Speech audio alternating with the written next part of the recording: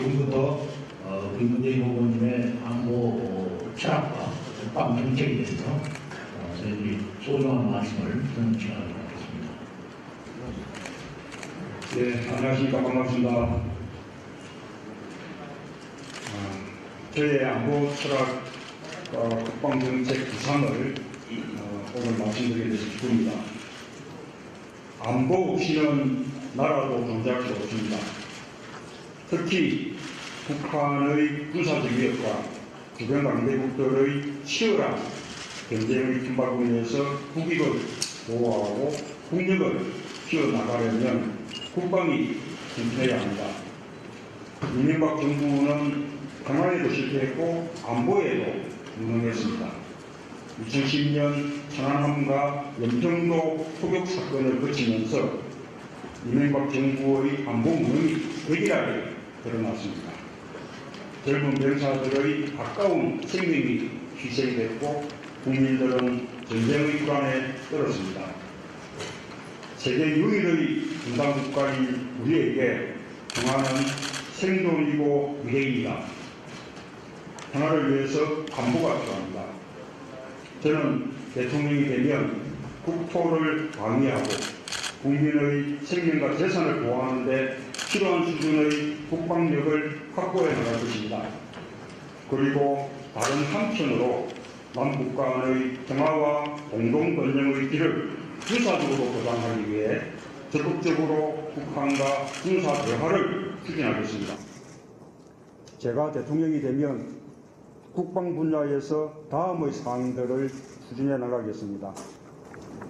첫째, 국민이 안심할 수 있는 국방 태세를 갖추겠습니다. 우리의 국가 능력에 부합하는 자주적 국방력을 갖추어 확고한 대북 억지 전력을 확보하겠습니다. 분단 상황을 안정적으로 관리하고 평화체제로 전환을 뒷받침하는 미래지향적인 국방안보 정책을 구현하겠습니다. 군사력 정예화를 통한 선진강국 건설은 오랫동안 추구해온 우리의 국방 목표였습니다. 이 목표에 따라 우리 국군을 합동성을 기반으로 하는 정예강군으로 육성하고 3군 균형 발전을 추진하겠습니다. 국방개혁을 지속적이고 안정적으로 추진하겠습니다.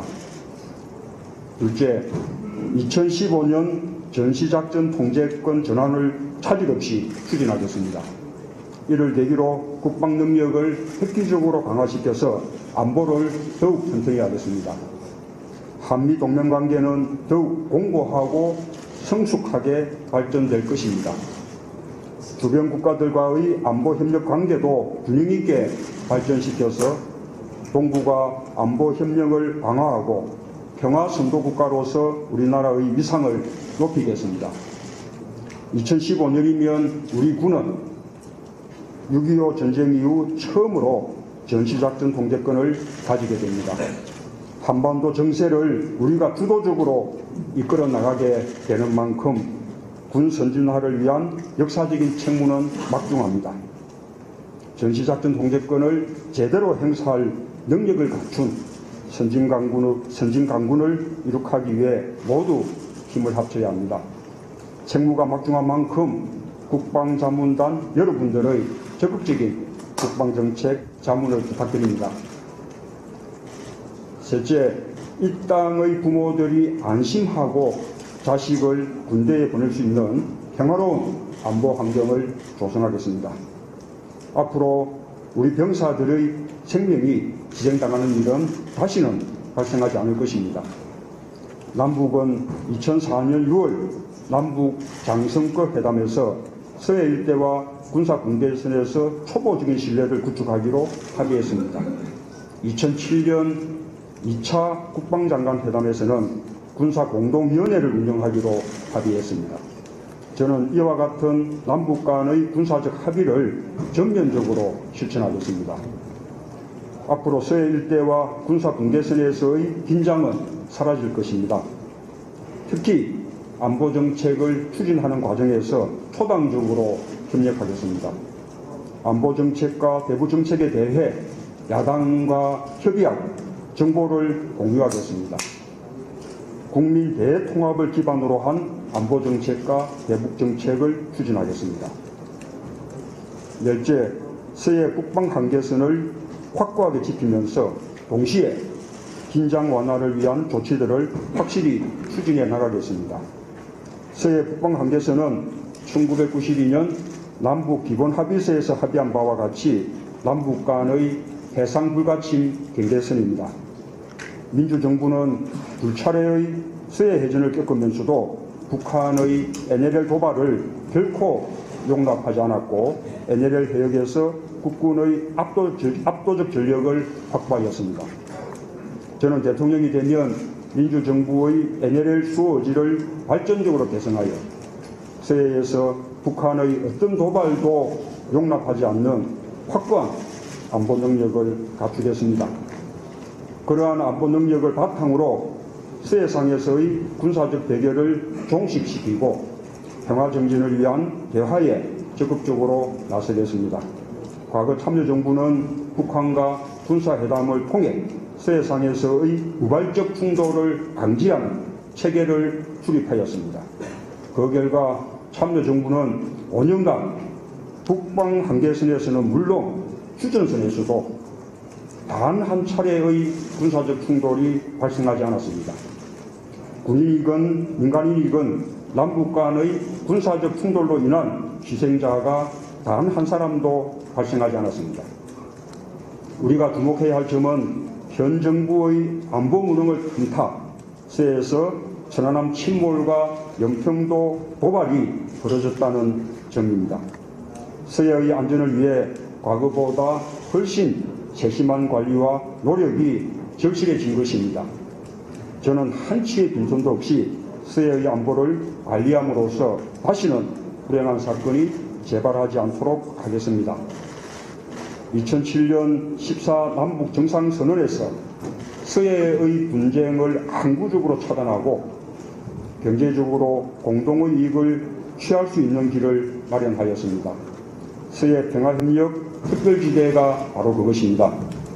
서해 평화협력 특별지대가 실현되면 인천에서 해주까지 백길이 열리고 인천, 개성, 해주를 남북 경제협력의 황금의 삼각지대로 발전시킬 수 있습니다. 세계의 공장에서 세계의 시장으로 변신하고 있는 중국의 바레만과 산동반도를 묶는 남북 중삼각협력을 구현할 수 있게 됩니다. 서해 공동의료구역은 우리 어민들에게 꽃게잡이를 비롯한 보다 넓은 공간이 될 것입니다. NLL을 안전하게 지키면서도 황해 경제권의 꿈으로 거듭나게 되는 것입니다. 서해가 전쟁의 바다에서 평화와 번영, 기회의 바다로 바뀌는 것입니다. 다섯째, 군복무기간을 단축하고 군인 복지를 향상하겠습니다. 사병복무기간은 국방개혁 2020에서 원래 계획했던 대로 18개월로 단축하겠습니다. 이에 맞춰 군을 정예화하고 규모를 2020년까지 50만으로 축소하겠습니다. 아울러 군대 내에서 직업주의를 확산시켜서 군의 전문성을 향상시키겠습니다. 군인복지를 향상해서 군의 자긍심을 높이겠습니다.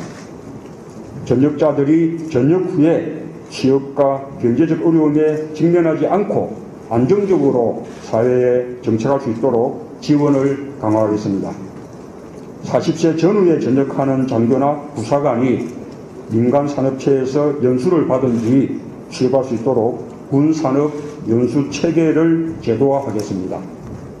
제대 군인들의 전역 후 일자리 문제를 해결할 수 있도록 제대군인 관리공단을 설립해서 확실하게 지원하겠습니다.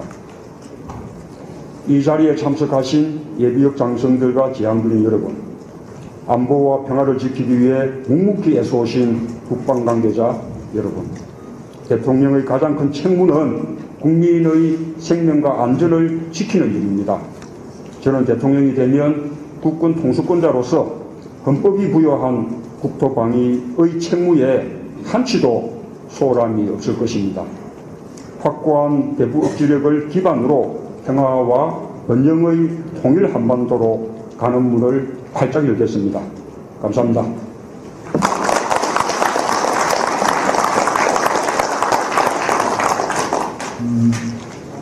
저희 안보 포럼은 또 우리 자문단은 병으로부터 부사관, 영관, 그 다음에 장군에게까지 각계각층이 지금 다 망라되어 있습니다. 그래서 지금부터 본인들이 경험한 것을 토대로 해서 우리 후보님께 거리할 사항, 또 질문할 사항 이런 것들이 있으시면 질문을 하시면 전체 질문을 듣고 그 다음에 후보님께서 종합적으로 이렇게 답변하는 형태로 하겠습니다. 아주 자연스럽게 좀 편하게 하세요. 얼굴들이 다 굳어있는데 편하게 이렇게 질문을 해주시기 바랍니다. 네, 질문 있습니다. 예. 존경하는 우리 문 후보님께 만약에 자기소개 한번 하시고요. 예. 저는 국가유공 종교연합의 회장 김상중입니다. 문 후보님께서 다음 차기 정부의 대통령이 되신다면 작은 정부를 만들고 내실을 굳건히 하면서 우리 국방에 더 많은 열정을 쏟아 국토를 지키는 연임이 할 수 있는지 그것 좀 한번 묻고 싶고요. 또 하나 6.25 참전용사 및 해외 참전용사들에게 좀 더 나은 지금 현재 한 2, 3만 원 갖고 있는 걸로 알고 있습니다만 좀 더 예우를 해줄 수 있는 그런 의향은 없으신지, 또 방만한 보훈처를 축소시키고, 지금 왜냐하면 저희들이 이제 한시 국가인공개체도 상용사 상급입니다만 이 보훈처가 너무나 방만해지고 자기들 먹고 사는데 이 유공자들을 이용하는 그런 관례가 있는 걸로 저는 알고 있습니다. 그래서 그런 정책이라든가 또 이 보훈단체의 사업 및 운영을 미래지향적으로 좀 투명하고 감독 감시할 수 있는 그러한 보훈처가 되는 방안을 좀 해주셨으면 하는 바람에서 제 말씀을 드리고 싶습니다.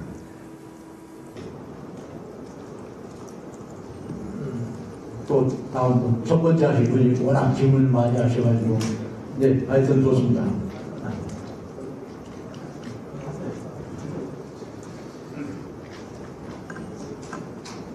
전 공군참모총장에 있던 김예리 대장입니다.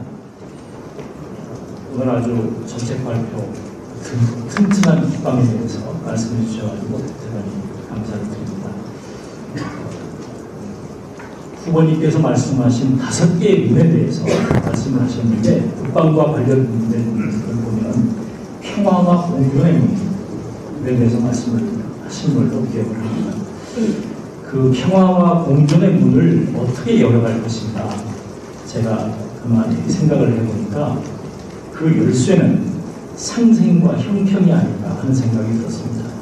이 상생이라고 하는 것은 우리가 남과 북의 관계에서 서로를 위하고 서로가 사는 길을 찾아야 되는데, 어느 일방이 위해를 가하거나 위협을 가할 때는 그대로 용납돼서는 안 된다고 생각합니다. 물론 이제 그렇게 되지 않도록 체제를 구축해 간다고 말씀을 하셨는데, 그래서 첫 번째 키는 상생, 서로 사는 길로 나가야 되겠다라고 하는 것이고, 두 번째 이제 형평과 관련해서는 국민들이 우려하는 게 일방적으로 어느 한쪽만이 시해를 하고 희생을 하고 이런 가운데 평화체제가 구축이 되는 것, 이걸 우려하는 것 같습니다. 그래서 형평이라고 하는 것은 합리적 수준에서, 그러니까 꼭 등가성일 필요는 없되 합리적인 수준에서 어느 정도 형평 맞춰가야 합니다 하는 생각입니다. 그래서 이 평화와 공존의 문을 열어가는데 바로 상생과 형평의 열쇠를 사용해 주시면 좋겠다 하는 생각을 말씀드립니다. 이상입니다.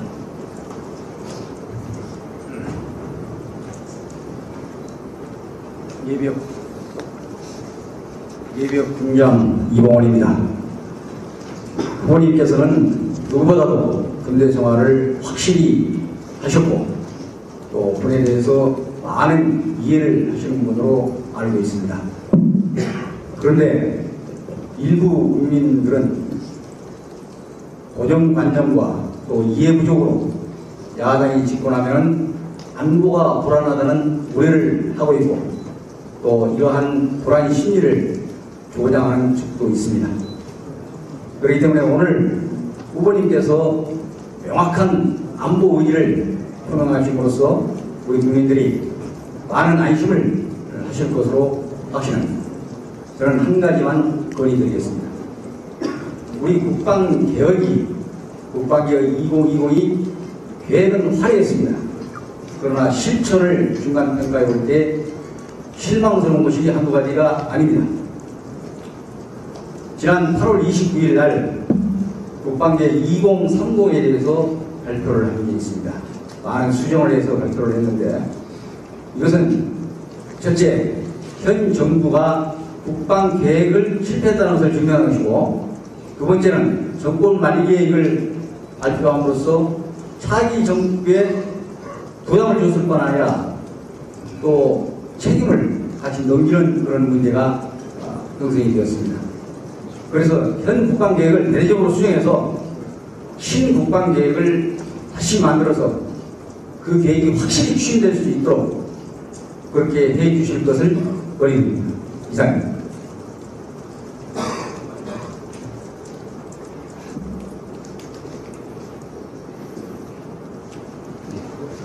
또 반갑습니다.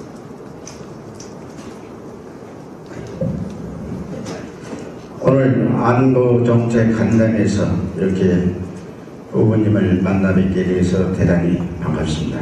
저는 사단법인 대한민국 예비역 부사관 총연합회 31개 시군부를 담당하는 경기도 지부장 윤관철입니다. 감사합니다. 제가 건의드리고 싶은 것은 저는 군대 생활을 35년하고 만기 전에 했습니다. 그런데 국방부 산하기관의 그 시설 관리나 경비하는 이런 그 조직이 지금 현재 제대로 되어 있지 않습니다. 그런 기구를 좀 신설해가지고 비전투 분야의 병력을 전투 병력으로 전환시키는 법, 예비역을 활용을 했으면 아주 좋겠습니다. 또한 군관별 민간 조직단체 보면 야 산하기관에 지금 현재 여기에 장군님들도 많이 앉아 계시지만 전부 다 그 책임자들이 장군님들만 돼 있지 실질적으로 우리 부사관이나 영관장들 그 책임관이 있는 사람이 없습니다. 앞으로 우리 부사관이나 영관장교도 책임지고 일할 수 있는 그런 자리를 좀 마련해 주셨으면 합니다. 이상입니다.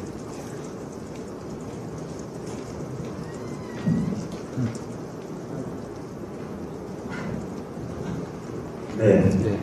저는 서울 덕전병동지의 이진환입니다. 저는 이제 병으로 전역을 했기 때문에 참 문 후보님께서 많은 공약을 하는 줄은 압니다. 그 사병대에 그 복무 기간을 줄여주겠다. 또한 월급도 좀 올려주겠다라는 그런 저런 그 얘기 공약을 많이 들었습니다만은 제가 드리고 싶은 말씀은 사실상 그 병들이 전역을 하고 나오면 학교를 다시 복무를 복학을 해야 된다든지 또 아니면 직장을 취업을 하기 위해서 준비를 해야 됩니다. 그러한 그 와중에 봐보면 참 생활이 어려운 사람들 이런 사람들이 많은데 실질적으로 막 나와가지고 저녁에서 그 생활할 수 있는 이런 정책 자금이 필요하지 않을까 이런 생각을 합니다.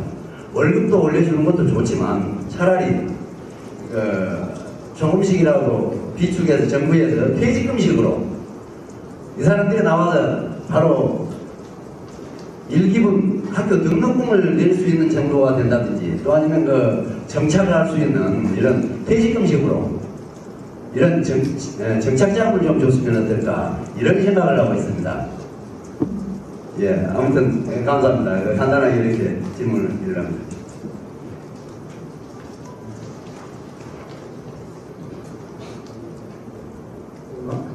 오늘 안녕하십니까. 저는 해군 준장, 대륙 준장 김달현입니다.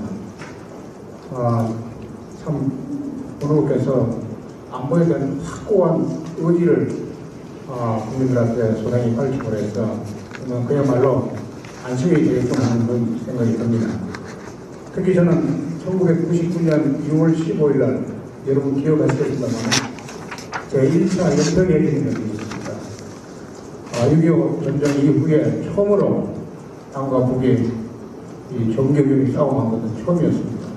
당시에 저는 전투전대장이었습니다. 23 전투전대장으로서 우리 옆에 앉아있는 해군 참모총령 송영문 총장께서 우리 직속 상관이었습니다. 전투전단장이었고 저는 바다에서 한 2개월간을 휴게를 부르지 못하고 북한과 대치하면서 현장에서 지휘를 했습니다. 여러분 기억하시죠? 6월 15일 날 그 감격. 전투를 할 때는 반드시 이겨야 됩니다. 이기면 국민들이 굉장히 환호를 되어 있습니다.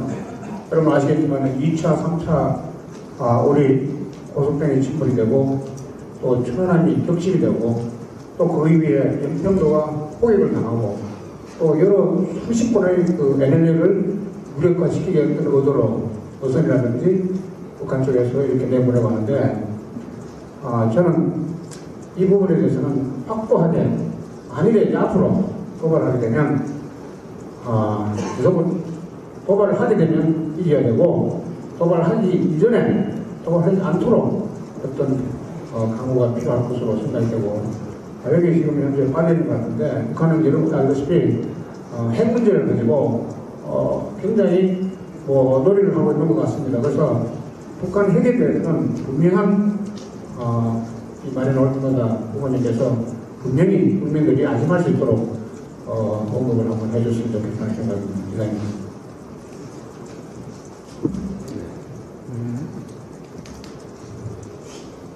또 있으신 분, 이제 시간이 오늘 제한이 되시기 때문에 또 여러분들이 아마 답변을 들으시려는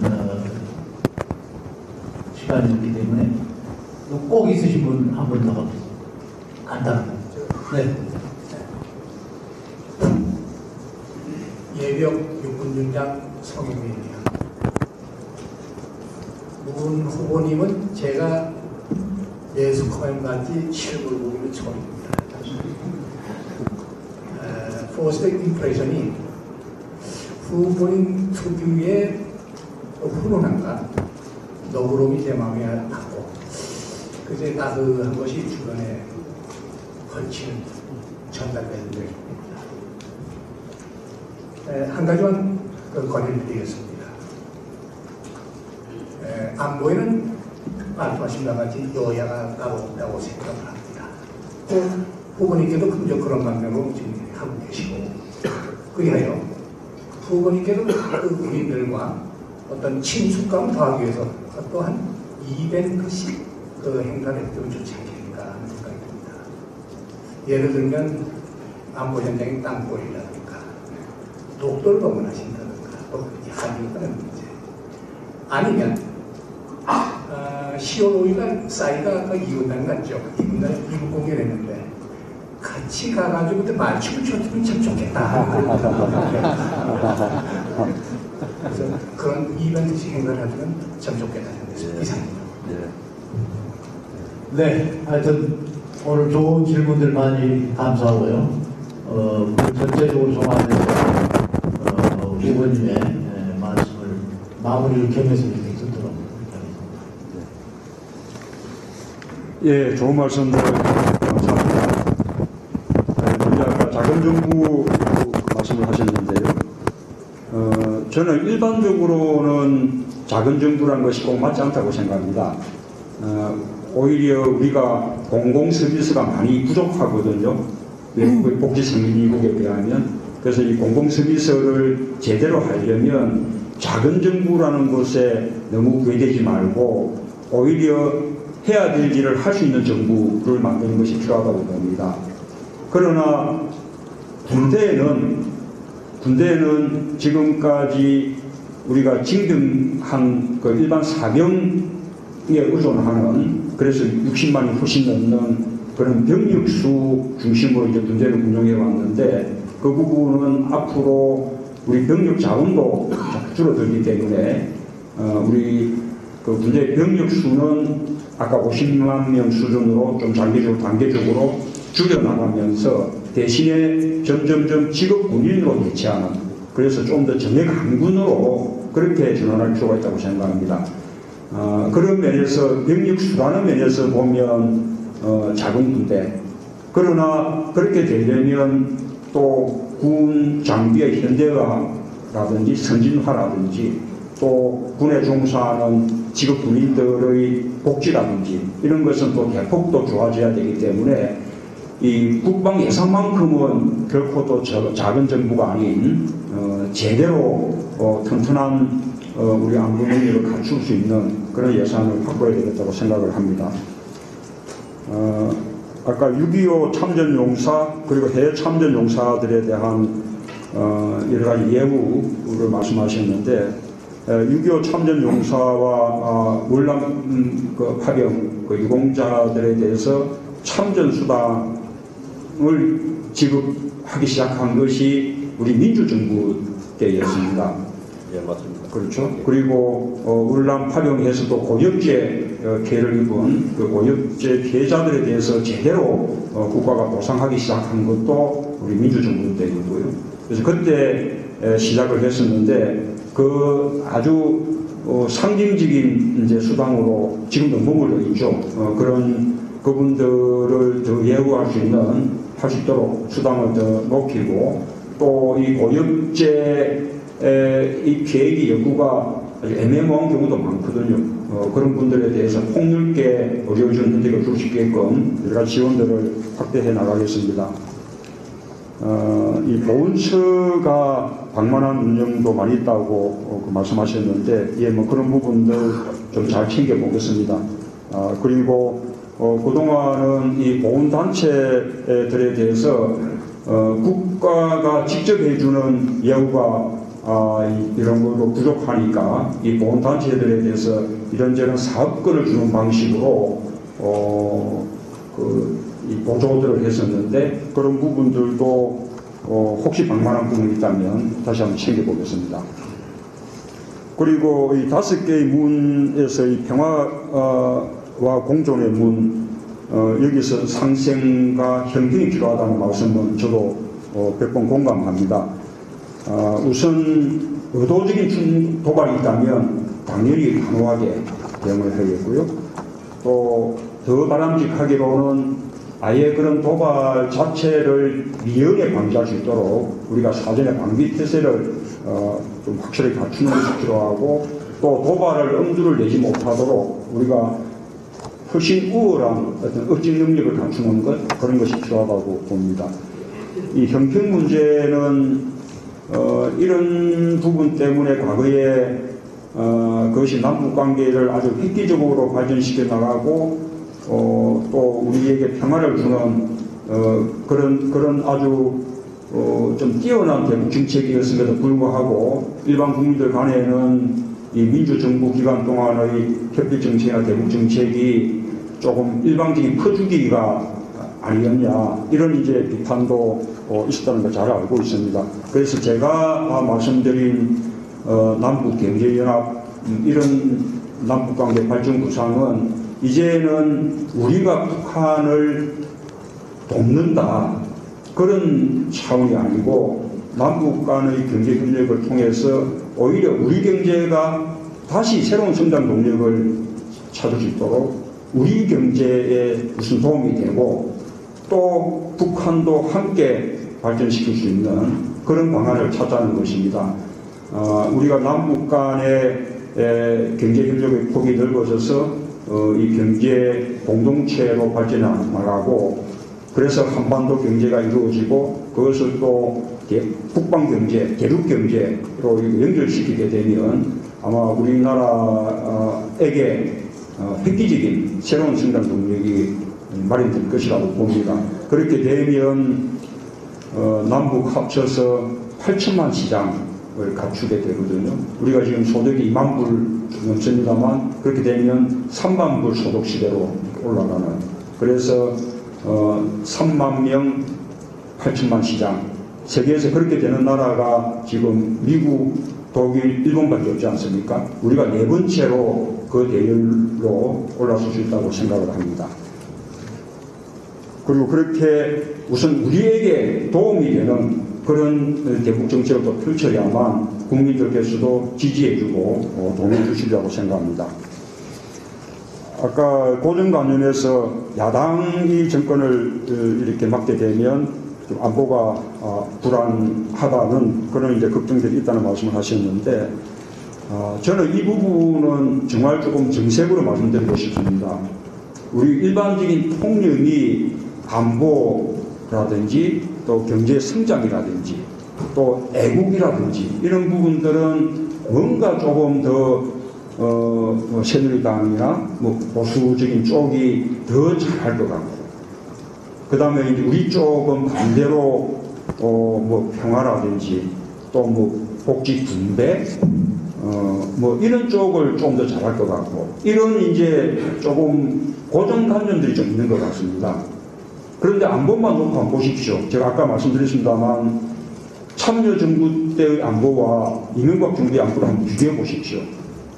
이명박 정부에서 천안함 사건, 연평도 표격 사건, 안보 무능을 넘어서 파탄 나지 않았습니까?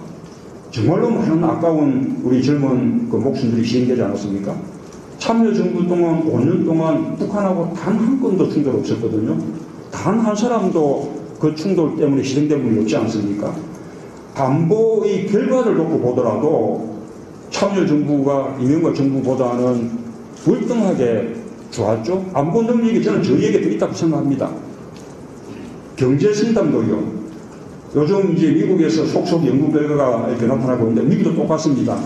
늘 공화당 정부가 뭔가 경제 성장을 잘할 것 같고 민주당 정부는 복지에 더 치중할 것 같고, 그게 우리가 갖고 있는 인식인데, 역대 모든 민주당 정부와 역대 모든 공화당 정부를 이렇게 놓고 비교해 보면 늘 경제 성장률이 높았던 쪽이 민주당 정부 아래였습니다. 붕대가 제대로 되니까 성장도 더 잘 되는 거예요. 절대로 붕대와 성장이 따로 가는 것이 아니라는 것입니다. 경제 성장도 참여정부와 이명박 정부를 비교해 보면 경제 성장률도 참여정부가 높았고, 주가 지수도 참여정부가 더 높았고요. 지금 5년이 지났는데 모든 경제 지표에서 참여정부가 더 좋았거든요. 경제 성장도 결코 지금 새누리당 이쪽 정권이 잘하는 것이 아닙니다. 애국도 마찬가지 아닙니까? 애국이라는 말을 마치 독점하다시피 그렇게 쓰고 있는데, 이명박 정부 보십시오. 대통령부터 시작해서 고위공직자, 군대 제대로 다 다녀오지 않지 않았습니까? 국가가 필요로 하는 의무에 대해서는 다 이렇게 빠져나가고 특권 누리고는 거꾸로 또 누리려고 그러지 않습니까? 국가 권력을 자기 사익을 위한 방편처럼 그렇게 쓰고 있지 않습니까? 우리 천안함 사건이나 연평도 표격 사건 때 사건 자체도 너무 불행하고 아팠습니다만, 그때 대처했던 안보관계, 이 대통령부터 안보관계를 논의하는 그 장관의 관계자 회의를 보면 국방장관 한 사람만 군대를 갔다 왔고 전부 다 군대를 갔다 오지 아니한 군 위경험자들이 그런 사태를 놓고 안보를 논의하니까 안보가 제대로 될 리가 없는 거 아닙니까? 그래서 안보도 경제 성장도 애국심도 제가 훨씬 더 우월하다는 말씀을 좀 자신 있게 드립니다.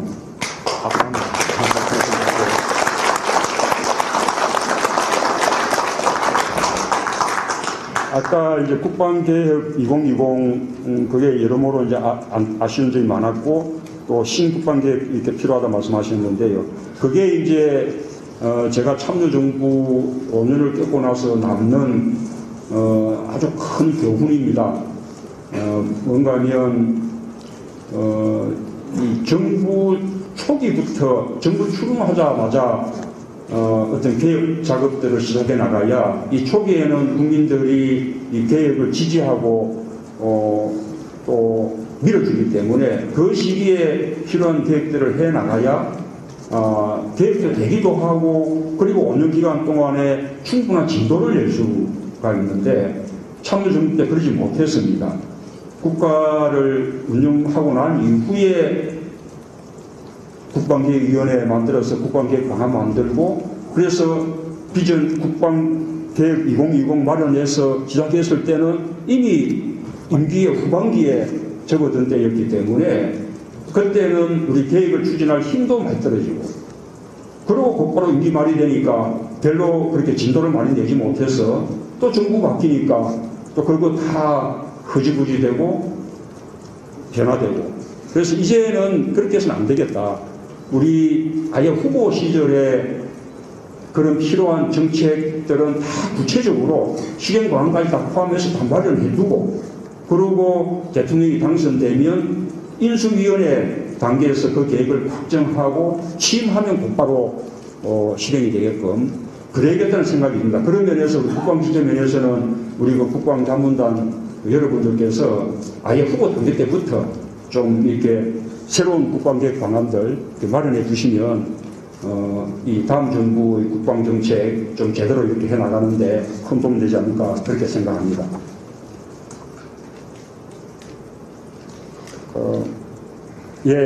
이 또 35년 복무하다가 만기 제대하신 분, 아까 그렇게 이제 또 국방 우리 이제 병력이 좀 줄어들면 자꾸 이제 정예강군으로 바꿔나가야 되기 때문에 이 지금 이제 전투 분야가 아닌 여러 가지 지원 분야, 이런 그 민간이 할 수 있는 그런 이제 분야는 그 분야에 종사하는 병력을 전부 이제 전투 병력으로 이렇게 이제 전환하고 그런 분야는 민간에게 그 위탁하거나 용역을 주는 그 민간 가운데서도 우리 이제 군 출신 예비 이런 이제 분들에게 그런 의무를 이렇게 맡겨주면 바람직할 것 같습니다.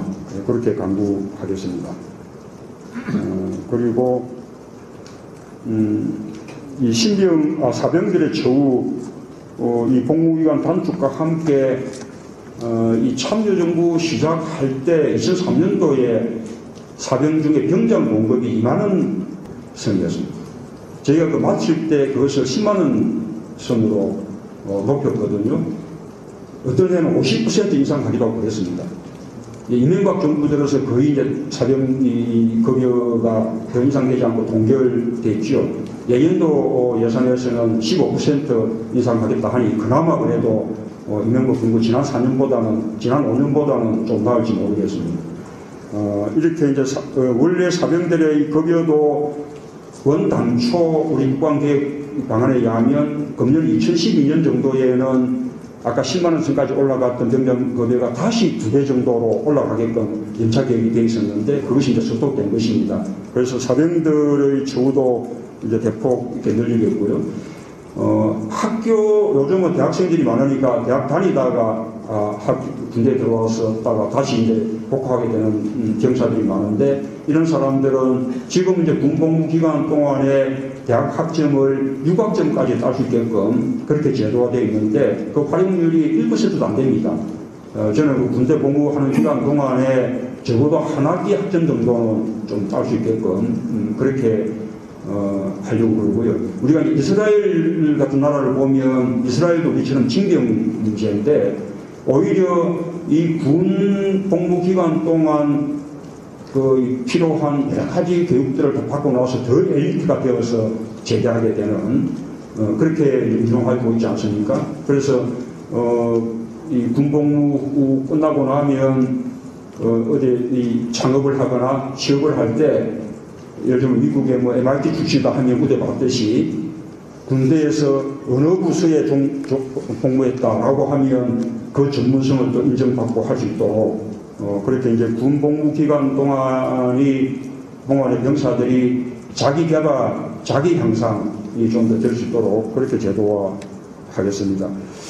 이 전역할 때 좀 정착 자금이나 창업 자금 같은 게 될 수 있도록 좀 퇴직금 같은 걸 줄 수 없냐? 이 부분은 아직은 좀 자신 있게 말씀 못 드리겠습니다.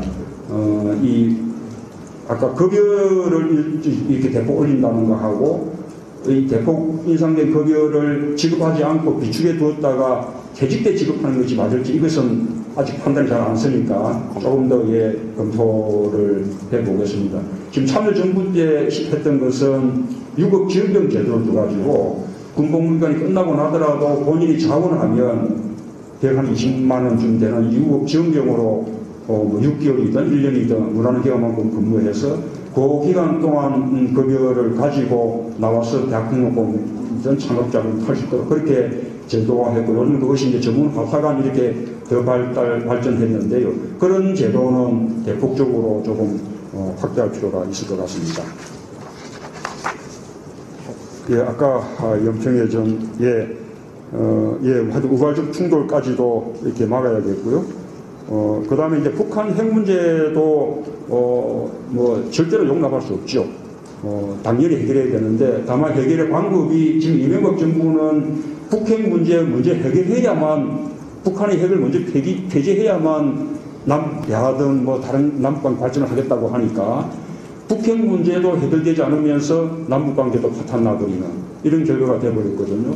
참여정부 때는 북핵 문제는 육자회담을 통해서 외교적으로 평화적으로 해결하고 또 그와 동시에 남북관계는 별도로 또 대화를 계속해서 북핵 문제가 육자회담에서 해결됐을 때 남북 정상회담도 열리는 식으로 이렇게 병행해 나갔는데 이 병행해 나가는 것이 현명한 길이라고 생각합니다. 남북관계가 발전하면 그만큼 북한에게 북핵을 포기할 수 있도록 설득할 수가 있을 것이고요. 또 이제 북핵 문제가 해결돼야 또 남북관계도 제대로 또 발전할 수 있는 것이니까요. 그렇게 좀 선순환시키도록 그러겠습니다. 안보 여야 없이 초당적으로 잘 대응하겠습니다. 자, 감사합니다.